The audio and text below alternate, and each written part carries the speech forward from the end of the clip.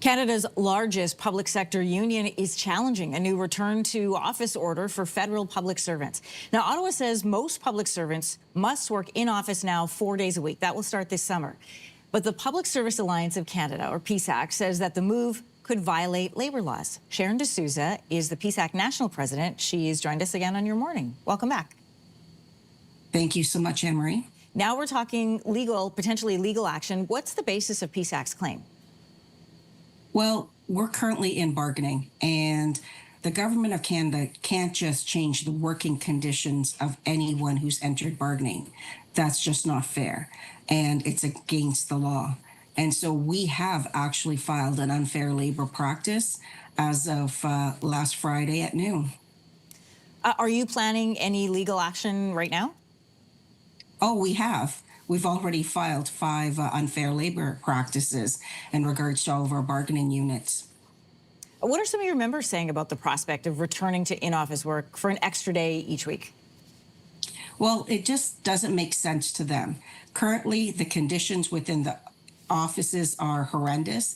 There's still issues with the buildings. There's bed bugs, pests. We're talking about mice, bats.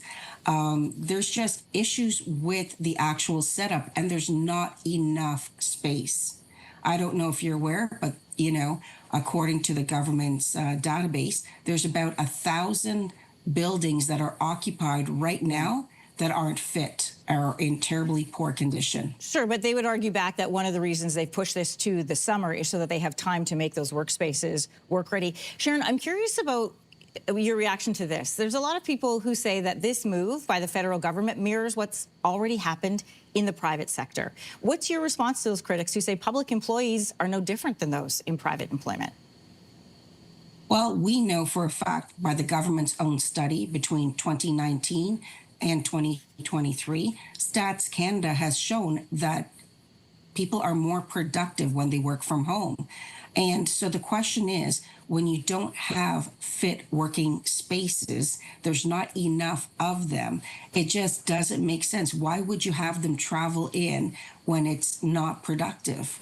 They're wasting time, and those who actually do need to commute to come in, those who are emergency responders, we're just clogging up more space on the highways. Well, then what would a fair solution look like for workers and the government moving forward, keeping in mind that this is sort of the next wave of employment in Canada across the board? Well, for one thing, I would say is start by consultation. Look at the status of your buildings. Look at the working conditions.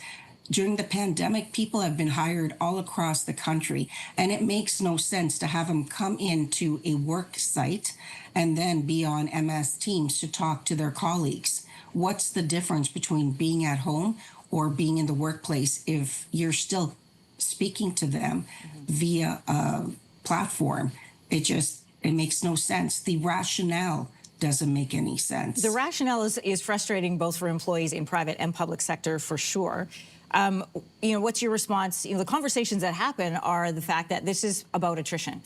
The government has said federal employees need to slash by 15% their employment. So do you think that this is part of that plan?